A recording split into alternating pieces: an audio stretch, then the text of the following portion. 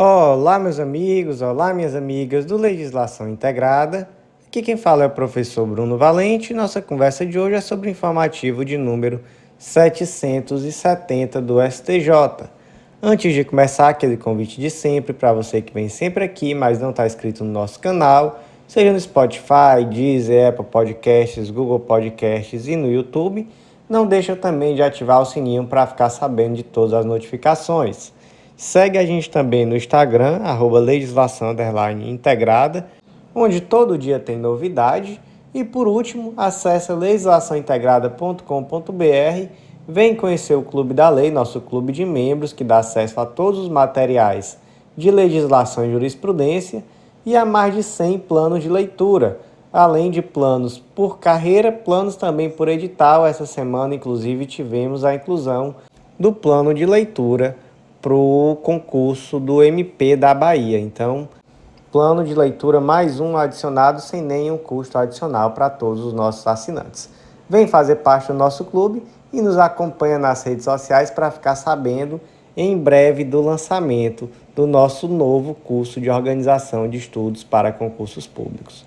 Sem mais delongas, vamos para o primeiro julgado do dia. E o primeiro julgado de hoje é um incidente de assunção de competência. Foram fixadas 3 teses, é o IAC 14 do STJ, e essas 3 teses foram inseridas na Lei número 8.080 de 90, que é a Lei do Sistema Único de Saúde. As 3 teses ficaram da seguinte forma: A. Nas hipóteses de ações relativas à saúde, intentadas com o objetivo de compelir o poder público ao cumprimento de obrigações de fazer, consistente na dispensação de medicamentos não inseridos na lista do SUS, mas registrados na Anvisa, deverá prevalecer a competência do juízo de acordo com os entes contra os quais a parte autora elegeu demandar. B. As regras de repartição de competência administrativas do SUS não devem ser invocadas pelos magistrados para fins de alteração ou ampliação do polo passivo delineado pela parte no momento da propositura da ação, mas tão somente para fins de redimensionar o cumprimento da sentença ou determinar o ressarcimento da entidade federada que suportou o ônus financeiro no lugar do ente público competente, não sendo o conflito de competência via adequada para discutir a legitimidade ad causam à luz da Lei 8.080 de 90, ou a nulidade das decisões proferidas pelo juiz estadual ou federal, questões que devem ser analisadas no bojo da ação principal. Tese 3.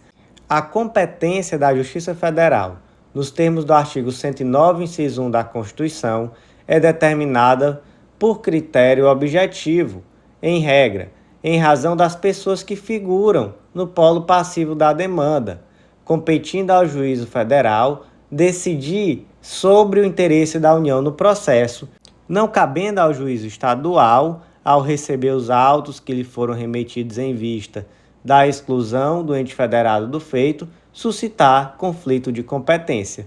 Gente, vamos lá.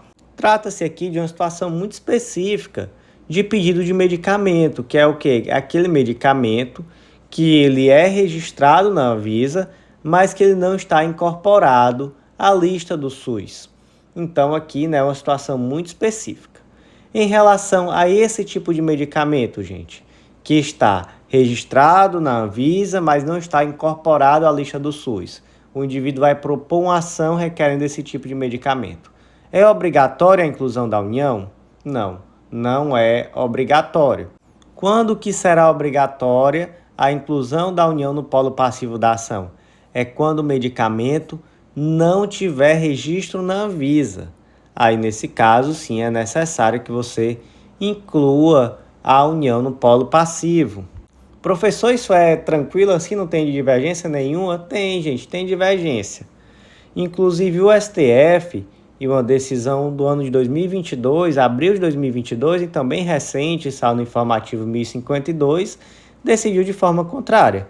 Naquela ocasião, o STF decidiu que era sim obrigatória a inclusão da União no polo passivo, mesmo naquela ação em que se requer medicamento que está registrado na Anvisa, mas que não faz parte dos protocolos clínicos do Sistema Único de Saúde. Então, existe uma divergência, Também não é uma coisa tão simples assim, mas a posição do STJ, inclusive reafirmada nessa ocasião, é em sentido contrário. Então, existe aqui um litisconsórcio facultativo da União no polo passivo dessa ação. Vamos para um caso concreto. O José propôs uma ação em face do Estado, requerendo a oferta de medicamento não inserido na lista do SUS, mas registrado na Anvisa. O juiz determinou que José emendasse a inicial inserindo a União no polo passivo da demanda. Ou então, caso concreto 2, o Pedro propôs a mesma ação do mesmo jeito, mas nesse caso o juiz não determinou que o Pedro emendasse não, ele simplesmente incluiu a União no polo passivo da demanda. Agiu corretamente o juiz? Primeira resposta, não agiu corretamente. Por que não agiu corretamente? Porque o STJ entende que se trata de um litisconsórcio facultativo e, portanto, o juiz não pode interferir nessa situação. A parte que vai propor, ela pode escolher se vai propor essa ação em face da União, Estado ou município, e aí se propor em face da União, competência da Justiça Federal. Se não propor, competência da Justiça Estadual. Beleza. Mas vamos seguir no caso concreto. Suponha que o juiz inseriu a União no polo passivo, remeteu os autos para a Justiça Federal e, chegando na Justiça Federal, o juiz federal não concordou e devolveu esses autos à Justiça Estadual. Então, retirou a União do polo passivo e devolveu os autos. Esse juiz estadual poderá suscitar conflito de competência? Resposta é não. E aqui a solução disso está na súmula 150 do STJ e 254 do STJ. Compete à Justiça Federal decidir sobre a existência de interesse jurídico que justifique a presença no processo da União, suas autarquias ou empresas públicas, e súmula 254, a decisão do juízo federal que exclui da relação processual ente federal não pode ser reexaminada pelo juízo estadual. Professor, e o ônus financeiro, quando você propõe ação só em face do Estado, por exemplo, não inclui a União, como é que fica? Gente, aí é outra coisa. O ônus financeiro vai ser dividido de acordo com as competências administrativas do SUS. Então, no âmbito interno, o SUS vai determinar se alguém vai ter que reembolsar alguém, enfim. Isso daí é outra questão, né? O indivíduo, na hora de propor ação, ele pode escolher se vai propor em face de um dos entes individualmente, se vai propor em face dos 3 e 2, enfim. É uma escolha do autor da ação. Iniciamos agora os julgados da terceira sessão e o primeiro do dia foi inserido na Lei 11.340 de 2006, Lei Maria da Penha, destaque da seguinte forma: independentemente da extinção da punibilidade do autor, a vítima de violência doméstica deve ser ouvida para que se verifique a necessidade de prorrogação ou concessão das medidas protetivas. Esse é um julgado muito importante, Importante mesmo, pode marcar aí uma estrelinha.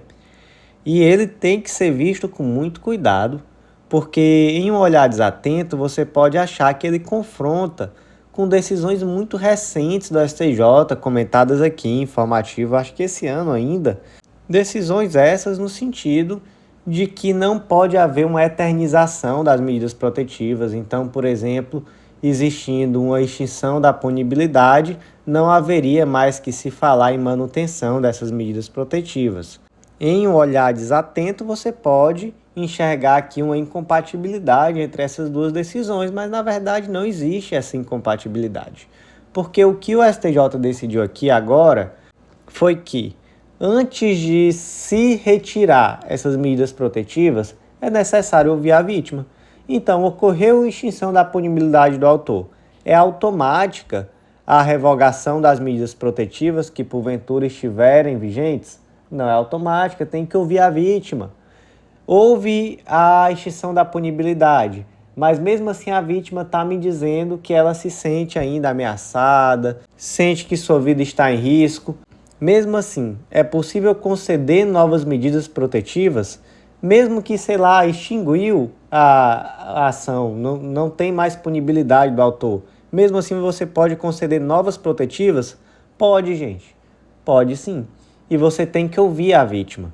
Então, é nesse sentido aqui. A crítica à possibilidade de eternização de medida protetiva permanece.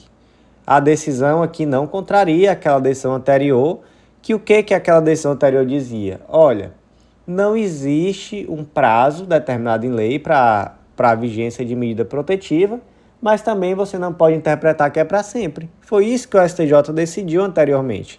E agora ele está dizendo, olha, além disso tudo que eu já falei, para extinguir essa medida protetiva, ou para deixar de conceder, ou para deixar de prorrogar, ou para prorrogar que seja, sempre ouvir a vítima antes. Próximo julgado é da segunda turma do STJ, foi inserido na Constituição Federal e o destaque ficou da seguinte forma: o preenchimento de lugar destinado ao quinto constitucional nos tribunais brasileiros é um ato complexo no qual participam a OAB, o Tribunal de Origem e o chefe do Poder Executivo e, para sua revogação, depende da vontade de todos os participantes originários. Aqui foi um problema grande lá no Tribunal de Justiça de Santa Catarina. Para quem não conhece essa história, foi lá em 2017, quando o Alex Heleno Santori, ele foi escolhido entre os 3 candidatos integrantes da lista tríplice para ocupar o cargo de desembargador. Mas aí, 4 dias depois, foi protocolizada uma denúncia na OAB Santa Catarina, informando que o impetrante ele não tinha o tempo mínimo de exercício da advocacia privada. Era necessário ali ter 10 anos de advocacia, mas ele passou um período trabalhando no tribunal, e aí, por conta desse período, não dava os 10 anos, foi uma coisa assim. E aí o plenário da OAB de Santa Catarina se reuniu em uma sessão extraordinária, ali poucos dias depois, e proferiu uma decisão em caráter de urgência, no sentido de requerer o desfazimento dessa lista tríplice, tanto da lista tríplice quanto da sêxtupla, anterior à tríplice. E aí o Santori impetrou um mandado de segurança contra esse ato da OAB, requerendo que fosse mantida a sua nomeação como desembargador. Só que naquele momento, em virtude de tudo isso, ele acabou sendo retirada a nomeação dele, foi anulada essa nomeação, e aí ficou esse imbróglio processual. E o STJ, nesse momento, aqui já nesse mês de março de 2023, decidiu que essa anulação feita pela OAB foi incorreta.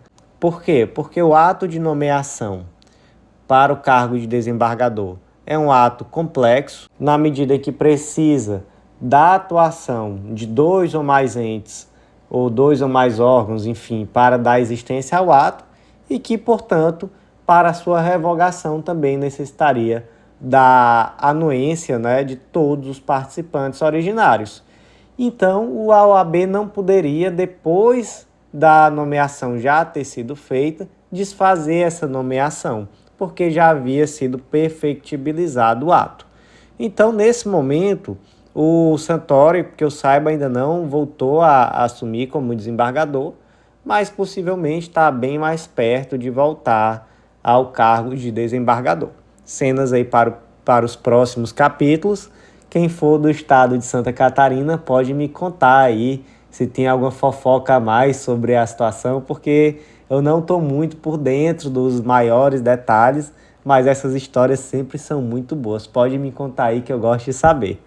Próximo julgado do dia, inserido na Lei 8742 de 93, Lei da Assistência Social, e o destaque aqui ficou da seguinte forma: para a concessão do benefício de prestação continuada, o BPC, a pessoa com deficiência, disciplinado na Lei Orgânica da Assistência Social, não cabe ao intérprete da lei fazer imposição de requisitos mais rígidos do que aqueles previstos para a sua concessão. Vamos lá, o que é o benefício de prestação continuada? Está previsto na Constituição Federal, inclusive, artigo 203, inciso 5º, que é a garantia de um salário mínimo de benefício mensal à pessoa portadora de deficiência e ao idoso que comprove não possuir meios de prover sua própria manutenção ou de tê-la provida por sua família, conforme dispuser a lei.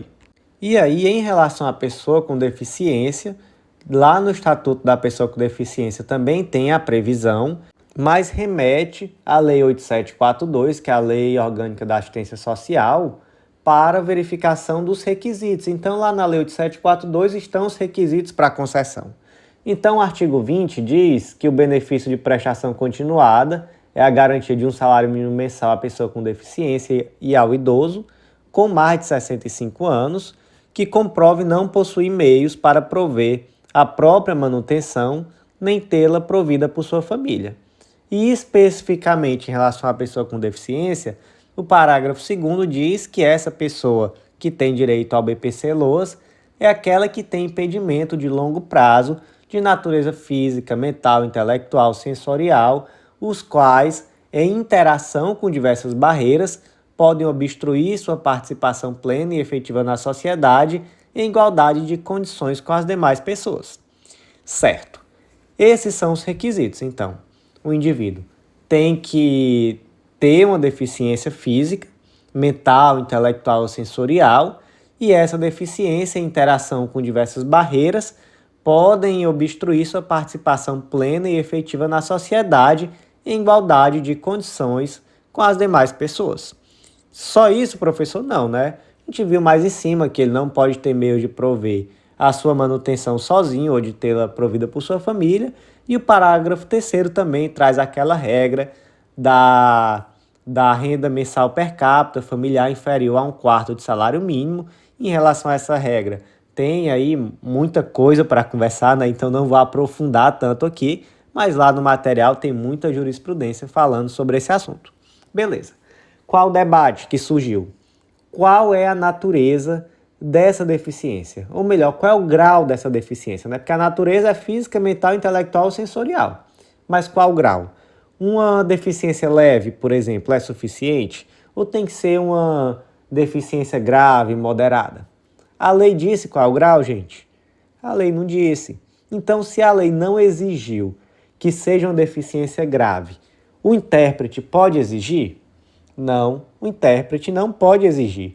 Isso já foi tema de informativo da STJ, eu acho que esse ano é a 2ª vez, não sei se fim do ano passado teve mais uma, ou se é a 3ª vez esse ano que esse tema sai em informativo aqui. Então, tema que está em voga e hoje basicamente se decidiu a mesma coisa, só que o texto ficou um pouquinho diferente. Se decidiu que para a concessão do BPC, a pessoa com deficiência não cabe ao intérprete da lei fazer imposição de requisito mais rígido do que aquele que está previsto na lei. Portanto, se a lei não exige que seja uma deficiência grave, não cabe ao intérprete exigir. Próximo julgado do dia é da 3ª turma do STJ, destaque da seguinte forma: é lícito ao juiz proferir nova decisão para ajustar a questão sucessória existente em inventário ainda não concluído, a orientação emanada pelo STF. Esse julgado, gente, foi inserido no Código Civil, no artigo 1790, e aí vamos aqui para um caso concreto. Em um determinado inventário foi proferida uma decisão interlocutória que aplicou o artigo 1790 do Código Civil sem nenhuma ressalva. E o que diz esse tal artigo 1790? Ele trata sobre a sucessão do companheiro ou companheira.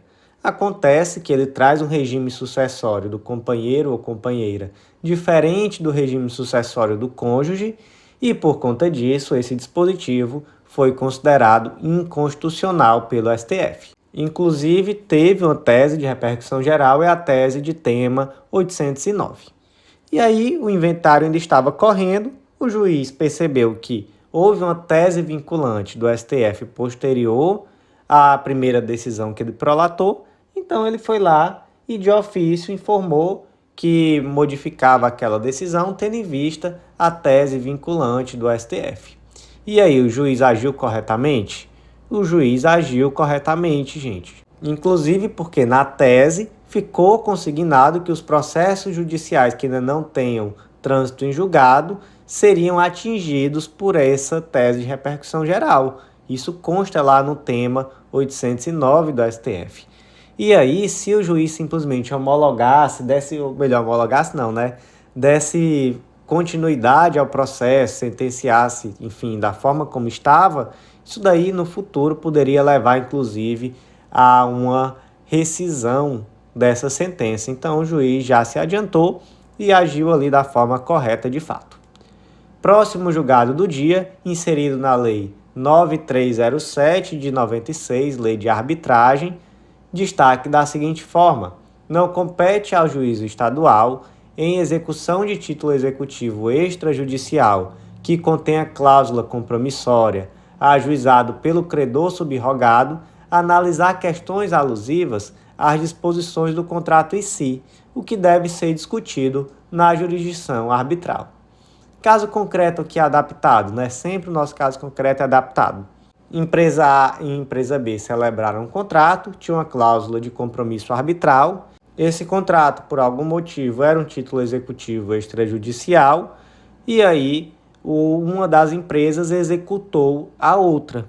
Quando essa outra empresa foi se manifestar, ela apresentou embargos e nesses embargos ela trouxe ali uma série de situações. Só que existe uma cláusula arbitral. Então vamos lá, a empresa A poderia ter executado perante o judiciário, mesmo tendo cláusula arbitral? Poderia, até porque o juízo arbitral não tem como executar, a parte da execução é feita com o judiciário mesmo, então até aí correto. A outra parte, por sua vez, poderia apresentar embargos à execução e nesses embargos trazer situações que de fato estavam albergadas pelo compromisso arbitral, aí já não poderia. Aí realmente já não poderia. Ah, professor, mas ele trouxe uma questão acerca da própria validade e eficácia dessa convenção de arbitragem. E aí, o judiciário não pode decidir? Não, porque está lá no artigo 8º, parágrafo único, que cabe ao árbitro decidir, de ofício ou por provocação das partes, questões sobre existência, validade e eficácia da convenção de arbitragem. Então, de fato, essa empresa B vai precisar buscar o juízo arbitral para questionar essas situações.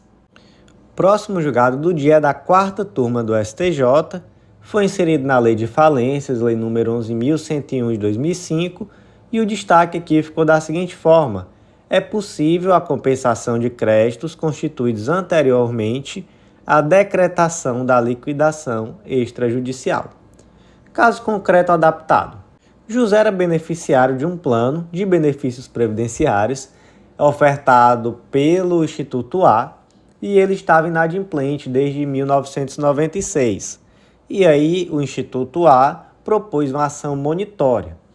Anos depois, o Instituto A entrou em processo de liquidação extrajudicial. O que é isso? É aquele processo muito semelhante a uma falência, mas que diz respeito a instituições financeiras e outros entes ali equiparados. Em um determinado momento, quando esse instituto já estava em liquidação extrajudicial, a ação monitória foi julgada procedente, mas em sede de reconvenção verificou-se que o José também tinha um crédito com a empresa. E aí o José requereu o quê? A compensação entre o crédito e o débito. O Instituto A, por sua vez, disse não é possível fazer essa compensação, porque você vai ter que entrar com esse seu crédito habilitado aqui na liquidação extrajudicial e você tem que receber esse crédito de acordo com a sua ordem de preferência. E aí, quem é que tem razão, José ou o Instituto A? Quem tem razão é o José. Por que quem tem razão é o José? Porque o crédito e a dívida são anteriores à liquidação extrajudicial e, portanto, os dois já estavam ali, já eram líquidos, certos, exigíveis, e, portanto, eles poderiam sim se compensar. Na verdade, essa decisão de compensação, ela vai declarar algo que já existe por própria determinação legal, né? Está lá no 368 do Código Civil, se duas pessoas forem ao mesmo tempo credor e devedor uma da outra, as duas obrigações extinguem-se até onde se compensarem. Então, é uma questão aqui que decorre da própria lei. Por um determinado momento, os dois foram credores e devedores um do outro, por mais que não existisse um reconhecimento ainda disso. A partir do momento que se reconheceu, se verificou, nesse momento aqui, os dois tinham uma dívida em relação ao outro, as duas dívidas se compensam, então houve sim aqui a compensação. Iniciamos agora os julgados da 5ª turma do STJ e o primeiro foi inserido no Código Penal. Destaque da seguinte forma: o intenso envolvimento com o tráfico de drogas constitui fundamento idôneo para valorar negativamente a conduta social do agente na primeira fase da dosimetria da pena no crime de homicídio qualificado. Vamos aqui conversar sobre dosimetria da pena. Então aqui estamos na primeira fase de dosimetria. E como é que a pena é fixada na primeira fase da dosimetria, gente? Lá no artigo 59 do Código Penal diz que o juiz deve atender a culpabilidade, antecedentes, conduta social, personalidade do agente, motivos, circunstâncias, consequências do crime e comportamento da vítima. Então, com base nessas circunstâncias, são 8, o juiz vai determinar a pena na primeira fase da dosimetria, que deve ficar entre o mínimo e o máximo previsto em lei. Então, em tese, se a pena é de 2 a 8, você vai fixar uma pena na primeira fase entre 2 e 8 anos com base nessas circunstâncias judiciais. Professor, e como eu fixo? Como é que eu vou utilizar cada uma dessas circunstâncias para interferir no cálculo da pena? Eu vou trazer aqui 3 possibilidades, ordenando daquela que é mais benéfica ao réu para aquela que é mais maléfica ao réu. Então, primeira possibilidade, você pode pegar a pena mínima e aumentar em 1/8 para cada uma das circunstâncias negativas que você verificar. Por que 1/8, professor? Porque são 8 circunstâncias negativas. Então, você pode aumentar em 1/8 para cada uma. Tem uma posição que é intermediária que diz, olha, mas o comportamento da vítima ele nunca pode ser desfavorável, ele só pode ser favorável. Então, você tem que aumentar, na verdade, em 1/7, porque, na verdade, são 7 que aumentam e o comportamento da vítima ele nunca pode ser desfavorável, ele só pode ser uma circunstância favorável. Então, 1/7. Tem quem defenda ainda, segunda possibilidade, na verdade, a terceira, né? 1/6. Você aumenta em 1/6 para cada circunstância negativa. Qual é o fundamento? O fundamento aqui desse 1/6, na verdade, é a prática mesmo. Tradicionalmente se utiliza esse aumento de 1/6, daqui provavelmente é aquele que tem mais impacto no judiciário, que mais se verifica na prática, então você pode aumentar 1/6 para cada circunstância negativa. E tem também uma última posição, que essa daqui é aquela que é extremamente desfavorável ao réu, que é assim, ó, você pega a pena máxima menos a pena mínima, então suponha, por exemplo, que você tem uma pena de 1 a 8 anos, você pega 8 menos 1, 7. Então, 7 anos. Aí você divide 7 pelo número de circunstâncias capazes de piorar a situação do indivíduo. São 7, então 7 dividido por 7 dá 1. Então, de acordo com essa fórmula, para cada circunstância negativa nesse caso, você vai aumentar 1 ano. Outro exemplo, imagina que nós temos um crime com pena de 2 a 16 anos. 16 menos 2, 14. Então, você, para cada circunstância negativa, 14 dividido por 7 igual a 2. Para cada circunstância negativa, você aumenta 2 anos. São 3 circunstâncias negativas. Você pega a pena mínima, 2, mais 3 vezes 2, então 2 mais 6 igual a 8 anos. A pena final aqui seria de 8 anos. Pena final da primeira fase da dosimetria, né? Na verdade, essa posição aqui é aquela que é terrível para o réu, mas existe também aí posição doutrinária nesse sentido. Em termos de jurisprudência, o que prevalece mesmo é 1/6, mas também existem decisões do STJ, inclusive eu trago um aqui no material, que valida o aumento de 1/8. Diz que não há um direito subjetivo do réu à adoção de qualquer fração específica. Então, como a lei não traz, seria possível tanto 1/6 quanto 1/8, de acordo com essa decisão do STJ do ano de 2022. Tá bom. Nesse caso concreto aqui, nós temos uma exacerbação da pena base com base na circunstância judicial negativa da conduta social do agente. Por que o juiz considerou que a conduta social do agente era negativa? Porque ele estava sendo denunciado por um crime de homicídio qualificado, mas ele era conhecido pelo intenso envolvimento com tráfico de drogas. E aí, isso representa uma conduta social negativa? Para o STJ, sim. Gente, muito cuidado. Conduta social negativa não se confunde, por exemplo, com o indivíduo ter antecedente, com o indivíduo ser reincidente, nada disso. Não se confunde com nada disso. Conduta social é a forma como o indivíduo é visto perante a sociedade, no local onde ele mora, e aqui nesse caso, esse agente, ele é visto no local onde ele mora como alguém perigoso, um traficante. Então, de fato, nesse caso concreto, da forma com que foi colocado aqui, não é? Parece sim com uma conduta social negativa. Então, a STJ entendeu que o fato do indivíduo ser conhecido na comunidade como um traficante, como alguém envolvido de forma muito intensa no tráfico de drogas, é sim uma conduta social negativa, decisão do STJ.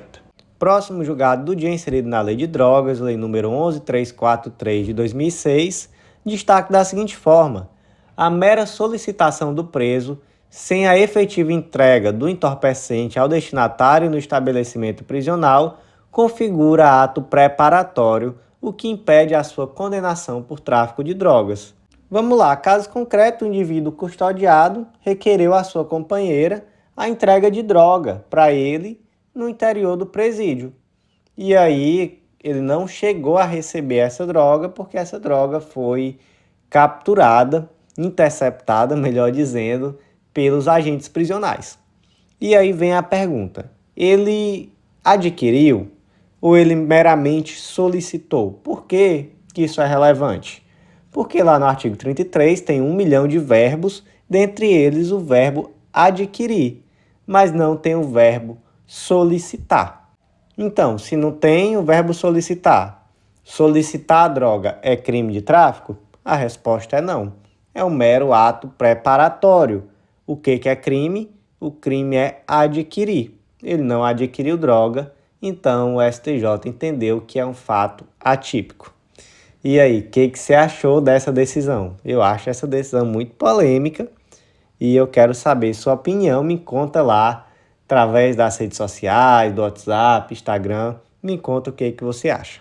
Próximo julgado do dia da sexta turma do STJ foi inserido no Código Penal e o destaque ficou da seguinte forma: verificando que a lesão é o resultado das agressões sofridas, a existência de concausa anterior relativamente independente não impede a condenação pelo crime de lesão corporal grave. Vamos lá. Temos o crime de lesão corporal, está no artigo 129, e no caso concreto aqui, o indivíduo foi agredido, ocasionando a perda de 2 dentes.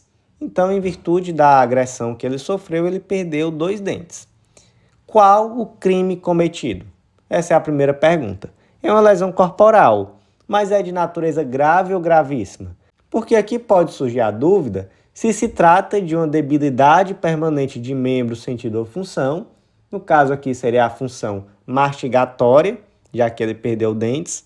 E aí seria uma lesão corporal grave, está lá no parágrafo 1º, reclusão de 1 a 5 anos, nesse caso é o parágrafo 1º, inciso 3.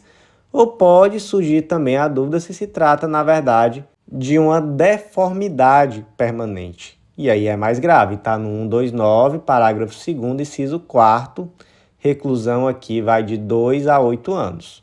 E aí, perder 2 dentes é uma debilidade permanente ou uma deformidade permanente?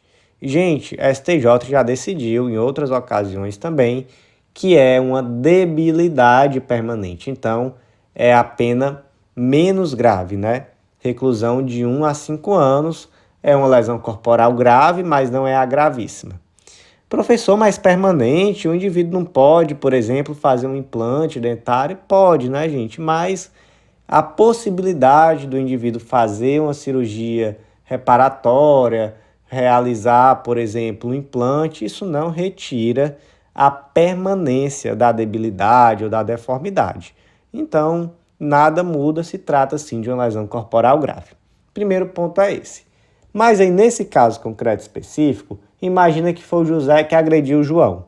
E o advogado do José trouxe uma tese defensiva afirmando que o João é portador de uma doença, que essa doença causa a perda precoce de dentes. Então, na verdade, ele só perdeu esses 2 dentes porque ele tem essa facilidade. Então, os dentes dele já não têm a resistência esperada de outras pessoas e por isso o golpe, que nem foi tão forte assim, acabou ocasionando essa perda de dentes. Se fosse em uma pessoa que não tem essa doença, conforme ele afirmou, não teria ocasionado essa perda. E aí ele disse, olha, então estamos aqui diante de quê? De uma cocausa, que é anterior. Por que ela é anterior? Porque ele já tinha essa doença e ela é relativamente independente. Por que ela é relativamente independente? Porque sem a ação do José, essa cocausa por si só não ocasionaria a perda de dentes naquele momento. Podia até ocasionar no futuro, mas enfim, naquele momento não. E aí, por conta disso, ele disse, olha, essa concausa anterior relativamente independente exclui a responsabilidade dessa perda dos referidos dentes de tal forma que deve-se desclassificar o crime de lesão corporal grave para lesão corporal simples. E aí, essa desclassificação é possível? Não, essa desclassificação não é possível. Por quê? Porque a existência de uma concausa anterior relativamente independente não impede a condenação pelo crime de lesão corporal grave. E aqui o ministro relator, que é o ministro Antônio Palheiro, ele disse, olha, se você fizer um esforço mental de retirar o ato do soco que foi desferido em face do José, os dentes do José ficam na boca dele. Então, o que ocasionou essa perda de dente, na verdade, não foi a doença. A doença poderia causar isso no futuro, mas nesse momento ele perdeu os dentes por conta da agressão. Então, o fato de esse indivíduo ser portador de uma doença não vai retirar a gravidade da lesão que foi desferida. Então, de fato, trata-se aqui de um crime de lesão corporal grave. Próximo julgado do dia, inserido no Código de Processo Civil, destaque da seguinte forma: é irrecorrível o pronunciamento judicial que, no STJ, delibera acerca do pedido de retirada do feito da sessão de julgamento virtual. Qual é o fundamento dessa decisão ser irrecorrível? É o artigo 1001 do Código de Processo Civil. Dos despachos não cabe recurso. Então, o STJ entendeu que esse pronunciamento, que determina a deliberação do feito em plenário virtual, é um mero despacho, não tem carga decisória. Entendeu também que não existe aqui nenhum tipo de lesão, porque no ambiente virtual também é possível, inclusive a sustentação oral. Então, realmente não existe aqui um prejuízo à defesa ou nada do tipo, e esse despacho é irrecorrível. E o próximo julgado do dia, que é também o último julgado de hoje, foi inserido também no Código de Processo Civil, e o destaque aqui ficou da seguinte forma: é manifesto o prejuízo causado pelo julgamento por órgão colegiado de embargos declaratórios opostos contra a decisão monocrática, pois desrespeitou a competência legalmente estabelecida para o julgamento do recurso e inviabilizou o exaurimento da jurisdição ordinária, súmula 281 do STF. Vamos lá, o que aconteceu aqui? O desembargador relator de um determinado recurso proferiu uma decisão monocrática. Em face dessa decisão, foram opostos embargos declaratórios. De quem é a competência para julgar esses embargos declaratórios? É do órgão colegiado ou é do próprio ministro que proferiu a decisão monocrática? Ministro não, né? Aqui desembargador no caso, mas tanto faz ser um ministro também. De quem é a competência? É do próprio desembargador ou ministro que proferiu a decisão monocrática. Onde é que tem isso? Artigo 1024, parágrafo 2º do Código de Processo Civil. Quando os embargos de declaração forem opostos contra a decisão de relator ou contra a decisão unipessoal proferida em tribunal, o órgão prolator da decisão embargada decidirá monocraticamente. Mas, professor, sexta turma do STJ, né? Sexta turma, julga matéria criminal, não é isso? Então, se julga matéria criminal, por que você está aplicando aqui o Código de Processo Civil? Está aplicando o Código de Processo Civil porque o Código de Processo Penal não traz nenhuma previsão nesse sentido, então se aplica subsidiariamente o Código de Processo Civil. Tá, mas no caso concreto, o que aconteceu? Quem julgou os embargos declaratórios não foi o julgador que proferiu a decisão monocrática, foi o colegiado. E pior, Os embargos declaratórios foram bem limitados a só um ponto da decisão, mas na hora de julgar esses embargos declaratórios, não só o colegiado julgou, como julgou de forma ampla. E aí, o que aconteceu? O que aconteceu é que confundiram as coisas, né? Julgaram os embargos declaratórios como se fosse um agravo interno. Enfim, isso aqui, nulidade na veia, né? Nulidade absurda. Então, de fato, houve aqui uma nulidade e não é possível o colegiado julgar os embargos de declaração que foram opostos contra uma decisão monocrática. E, gente, por hoje foi isso. Agradeço a vocês que ouviram até o final. Reitero aquele convite, acesse legislaçãointegrada.com.br e vem fazer parte do nosso clube de membros, o Clube da Lei, que eu estou te aguardando, que eu tenho certeza que eu vou te ajudar em muito nesse caminho junto à tua aprovação. Nos acompanha nas redes sociais que está tudo quase pronto para o lançamento do curso de Organização de Estudos para Concursos Públicos. Está muito legal e vai te ajudar em todas as etapas do teu estudo para concurso público. Vai ser um divisor de águas, com certeza, e eu te aguardo com condições muito especiais de lançamento muito em breve, então acompanha nas redes sociais para ficar sabendo. Aguardo vocês no próximo podcast. Até lá!